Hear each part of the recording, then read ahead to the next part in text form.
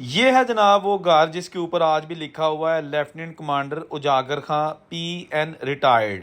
इसके आगे जाएंगे तो एक चुन्नी लाल हिंदू ताजर का घर आएगा, वो भी आपको अंदर से दिखाएंगे, जो कि देखकर आप हैरान रह जाएंगे कि कैसे 1947 वाला घर आज भी इंतहाई खूबसूरती के साथ उस फैमिली ने उसको संभाल कर रखा है। हर तरफ पौधे, फूल और गमले रखे गए हैं। चुन्नी लाल इतने लिखा होएगा। ठीक है, वाह जी। लो जी, यह घर चुन्नी लाल उन्होंने फैमिली का जो 47 वाला तुहानू अंदर दिखा लें। इजाजत लै ली फैमिली को। अच्छा, ए देखो ना, जो अंदर आओ तो एक लेफ्ट साइड ते बैठक बनी है, ठीक है। ਉਹਦੇ ਨਾਲ फिर एक होर हाँ जी, देखो उस तरह खूबसूरत जो बने ने डिजाइन। एक ए आ गया चुबारा, ए देखो ए डबल स्टोरी सी, ये मेरे ख्याल एक ही फैमिली सी सारी ना इत्थे। ते ए उत्ते जनाब खूबसूरत किस्म दा जेह्ड़े ना ओह बनी है बालकोनी। और ए अगे मजीद जेह्ड़ा ना ए गेट नवां लग गया, लेकिन बड़ा खूबसूरत घर। देखो जी, मैं हैरान रह गया इसलिए कि अज भी जी फैमिली तो रह रही है, उन्होंने बहुत अच्छे तरीके नाल रखे था, जिस तरह बाग हुंदा। वाह जी वाह, ए देखो दोस्तों। हाँ, ए तुसी देखो कि घर पुराना 1940 वाला, लेकिन एडी एडी डेकोरेशन की है, दिल खुश हो गया। बड़े घर घट वेखे ने जेह्ड़े अच्छी हालत च रखे ने फैमिलियां ने। ए देखो, ए सारियां छत्तां डाटा आए हुए पुरानियां ने, ठीक है। तो ए जनाब आ गया घर, क्या बात है। ए देखो ना, आलीशान किस्म का। बड़े घट घर ऐसे ने जेह्ड़े कि ए दरवाजा देखो। हाँ जी, ए देखो ऐसे उत्ते चुनी लाल लिखा है जी, उत्ते छाप ते हले भी लिखिਆ जी। नहीं अभी कोई ਹੁਣ ਪੂਰਾ ਚੇਂਜ ਹੋ ਗਿਆ ਨੇ ਜੀ। ਅੱਛਾ, ਐਂ ਬੜਾ ਨਹੀਂ ਬਣੀ ਵੀ ਉਹਨਾਂ ਨੇ ਦੌਰ ਦੀ। ਇਹ ਦੇਖੋ ਜੀ, ਇਹ ਛੱਤਾਂ ਜਿਹੜੇ ਨੂੰ ਕਿਹਾ ਜਾਂਦਾ ਸੀ, ਇਹ ਵੀ ਪੁਰਾਣੀ ਹੈ। ਇਹ ਛੱਤ ਤੇ ਨਵੀਂ ਬਣ ਗਈ ਹੈ ਨਾ। ਵਾਹ ਜੀ ਵਾਹ, ਇਹ ਦੇਖੋ ਤੁਸੀਂ ਦੋਸਤੋ, ਇਹ ਉੱਤੇ ਸਟੋਰ ਟਾਈਪ ਹੈਗਾ, ਉਹਦੀ ਹੈਗੀ ਹੈ ਜਿਸ ਤਰ੍ਹਾਂ ਗੈਲਰੀ ਰੱਖੀ ਜਾਂਦੀ। ਤੇ ਇਹ ਛੱਤਨ ਪੁਰਾਣਾ, ਤੇ ਸ਼ਾਹ ਜੀ ਦੱਸਦੇ ਨੇ ਕਿ ਇਹਦੇ ਛੱਤ ਜਦੋਂ ਪੁਰਾਣੀ ਸੀ ਨਾ, ਉਹਦੇ ਉੱਤੇ ਚੁੰਨੀ ਲਾਲ ਲਿਖਿਆ ਹੁੰਦਾ ਸੀ। ਤੇ ਇਹ ਜਨਾਬ ਇਹਦਾ ਦਰਵਾਜ਼ਾ, ਔਰ ਡਿਜ਼ਾਈਨਿੰਗ ਹੈ ਸਾਰੀ ਹੈਂਡਮੇਡ, ਯਾਨੀ ਹੱਥ ਨਾਲ ਡਿਜ਼ਾਈਨਿੰਗ ਕੀਤੀ ਗਈ ਹੈ ਦੋਸਤੋ। ਇਹ ਜਿਹੜੀਆਂ ਸ਼ਾਨਦਾਰ ਹਵੇਲੀਆਂ ਘਰ ਦੇਖੋ ਨਾ, ਤੰਗ ਗਲੀਆਂ ਦੇ ਵਿੱਚ ਮੌਜੂਦ ਹੈਗੇ ਨੇ। ਤਲਾਗੰਗ ਸ਼ਹਿਰ ਹੈਗਾ ਜ਼ਿਲ੍ਹਾ ਚਕਵਾਲ ਦਾ।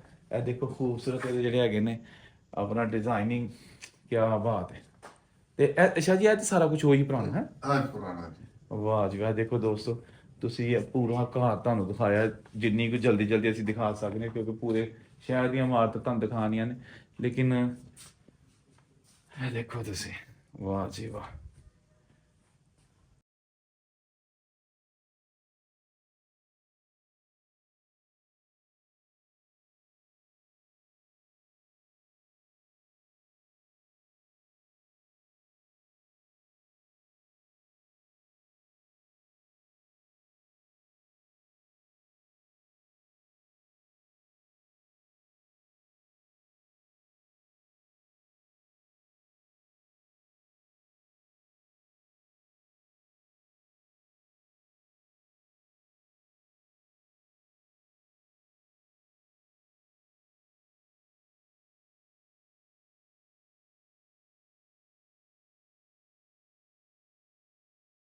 ਕਾਸੀ ਬਣੀ ਨਹੀਂ ਜਿਹੜੀ ਰਹਿ ਗਈ। ਕਿਹੜੀ ਵਾਲਾ?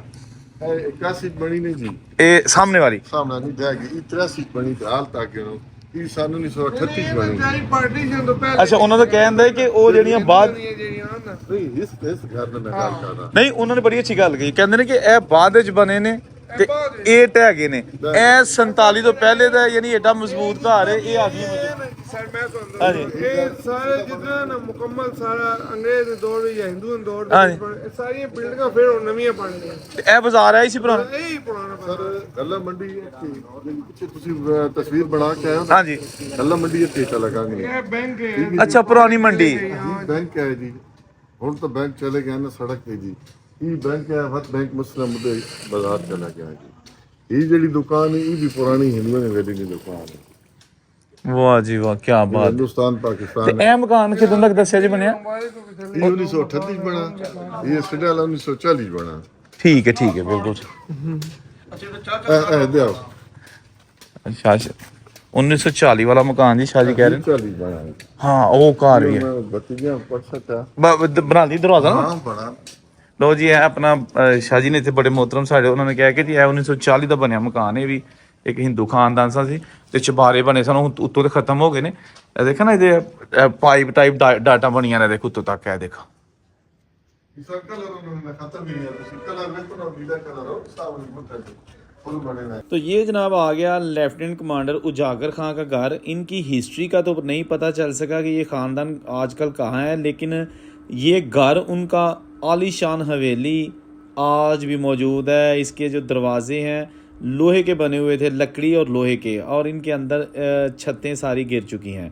ये नाम सिर्फ ऊपर रह गया है, अंदर कोई भी कमरा मौजूद नहीं है और कोई भी खिड़की दरवाज़ा नहीं है। बस यही कुछ जो आपको दिखाया जा रहा है। लेकिन जनाब है देखो तुसी 1947 ਦੀਆਂ यादां वाला एक बहुत ही आलीशान लग्जरी घर ਅੱਜ ਬੇਬਸੀ ਦੀ ਤਸਵੀਰ ਬਣਿਆ। ਅੱਛਾ ਇਹ ਕੁਝ ਖਿੜਕੀਆਂ ਨੇ ਪਿੱਛੇ ਇਹ ਜੇ ਪਿਆ, ਇਹ ਜਿਹੜੇ ਆਲੀਸ਼ਾਨ ਘਰਾਂ ਦੀਆਂ ਖਿੜਕੀਆਂ ਟੁੱਟ ਗਈਆਂ, ਲੋਹਾ ਵਿੱਚੋਂ ਜਿਹੜੇ ਸਰੀਏ ਸਨ ਉਹ ਵੀ ਗਾਇਬ, ਤੇ ਇੱਟਾਂ ਰੱਖ ਕੇ ਤੇ ਪੂਰ ਦਿੱਤੇ ਗਏ ਨੇ ਬਜ਼ੁਰਗਾਂ ਦੀਆਂ ਨਿਸ਼ਾਨੀਆਂ। ਇਹ ਜੇ ਕਿੱਥੇ ਗਏ ਆ ਲੋਕ ਦੋਸਤੋ। ਹਾਂਜੀ ਏਡੇ ਏਡੇ ਆਲੀਸ਼ਾਨ ਚਬਾਰੇ ਬਣਾ ਗਏ ਤੇ ਜਾਲੇ ਲੱਗੇ ਨੇ, ਉਹਨਾਂ जाले लागे जी सारा कुछ। ये वीडियो आप तलागंग शहर की देख रहे हैं। 1947 वाला तलागंग शहर, जब हिंदू सिख और मुस्लिम इकट्ठे इन गली मोहल्लों में रहा करते थे।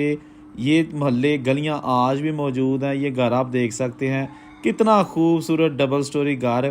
ये भी एक बहुत ही अमीर हिंदू फैमिली का घर था। ये पूरा मोहल्ला हिंदुओं का था और उनके आप घर देख सकते हैं, जो कि ताजर थे, आड़ती थे, मंडियाँ थी इनकी, दुकानें थी इनकी। लेकिन आज सब कुछ वही है, लेकिन वो लोग मौजूद नहीं जिन्होंने ये घर बनाए थे। 1947 में जो हिंदू ख़ानदान यहाँ रहते थे, अब वो लोग रहते हैं जिनके आबाओ अजदाद 1947 को अपना सब कुछ इंडिया में छोड़कर पाकिस्तान आ गए थे। तो ये घर उनके फोर फादर्स को अलॉट हुए थे। अब उनकी तीसरी नस्ल इन घरों में रह रही है। यह देखो कितना खूबसूरत आलीशान चबारा और झरोका बनया उत्ते। लेकिन हुण आहिस्ता आहिस्ता दोस्तों यह छत्तां भी क्रैक हो रही ने। लेकिन यदी बनावट दस रही है कि यह घर भी किसी आम बंदे का नहीं हो सकता, बहुत ही अमीर बंदा होएगा। हुण पता नहीं चल सकिया कि यह घर किहड़ी फैमिली का सी। बड़ी कोशिश की कि कोई पुराना बाबा दस दे यह चबारे के बारे च पता चल सके, लेकिन उन्हें ये दसिया कि जी ये बाज़ार दे विच इन्हां दे कारोबार हुंदे सन, साहूकारा हुंदा सी। ते यह तुसीं हुण वेख सकदे हो, दुकानां, चबारे, खिड़कियाँ, दरवाजे, रोशनदान, सारा कुछ यकीनन अपने उन्हां मालकां नूं अज भी लभदा होएगा जेड़े 78 वरियां तो 1947 की पार्टीशन से ये घर छोड़ गए और आज तक नहीं आ सके।